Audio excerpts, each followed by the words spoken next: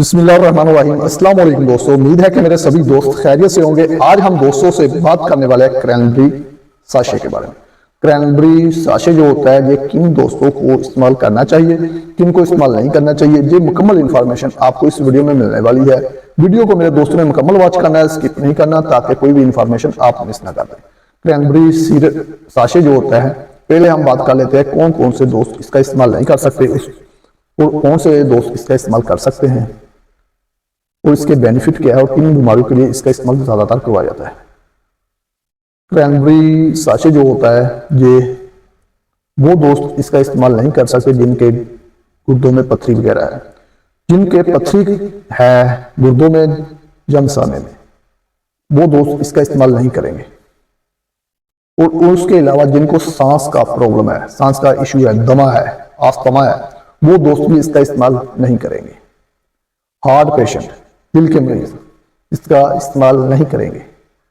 Pregnant औरतें जिनको pregnancy है, वो औरतें भी इन साशे का इस्तेमाल नहीं कर सकती, नहीं करेंगी।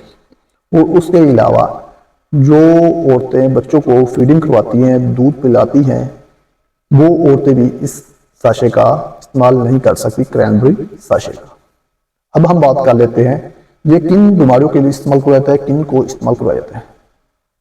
ये उनको इस्तेमाल करवाया जाता है जिनको पेशाब, यूरिन ज़्यादा आता हो, और उनको भी इस्तेमाल करवाया जाता है जिनको गर्माइश की वजह से यूरिन में इन्फेक्शन हो चुकी हो, जख्म हो चुके हो, पेशाब वाली मिसाने में इन्फेक्शन हो चुके हो, या फिर पथरी निकलने के बाद किडनी में इन्फेक्शन वगैरह हो चुकी हो, तो उनको इस्तेमाल करवाया जाता है। मतलब इन्फेक्शन को ख़त्म करने के लिए इसका इस्तेमाल करवाया जाता है।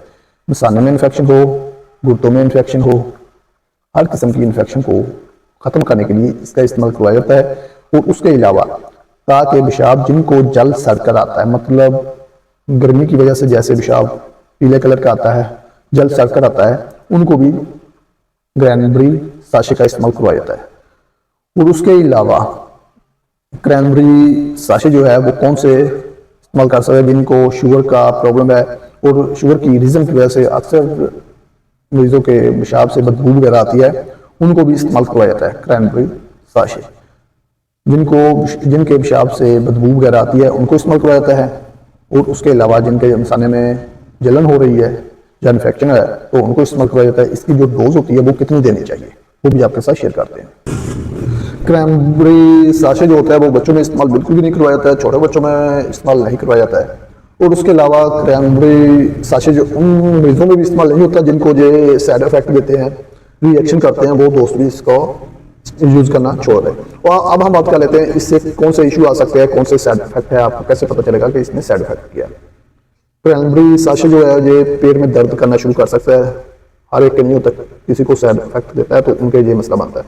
और उसके अलावा लूज मोशन, पेट में दर्द, ये इसका अमूमन तौर पर इसका साइड इफेक्ट है, जहाँ जिसम पर एलर्जी वगैरह हो सकती है।